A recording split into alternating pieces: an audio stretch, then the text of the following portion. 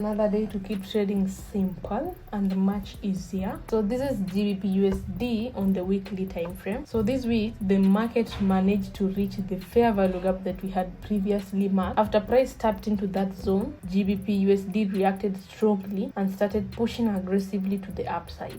Earlier, we had also discussed that if price managed to break below that zone, the market could continue bearish. However, the strong rejection from the fair value gap shows that buyers stepped in at that level. Currently, we can also see that there is liquidity resting both below and above the current price. Because of the rejection from that zone, it may indicate that Gbpusd wants to continue with a bullish move. Moving to the daily time frame, we can see that after the aggressive sell-off into that fair value gap, the market produced a strong bullish push. In the process, price also left behind another zone that may act as a demand zone or an order block. If Gbpusd continues bullish this week, price may first pull back to this demand zone before continuing upward. Looking at the 4-hour time frame, we can refine the structure further. We can see that price is creating some trendline liquidity. Because of this, there is possibility that Gbpusd may push upward to the sweep liquidity around these zones before any potential sell-off occurs. However, the support and resistance area around the current level could also hold the price. If that zone rejects the market, Gbpusd may react from there and continue selling. Overall, as the week begins, Gbpusd may continue slightly bullish. If price breaks above the current resistance zone, the bullish move could continue further. But if the market fails to break and react from that level, we may see another bearish move. Finally, looking back at the weekly time frame, when we drew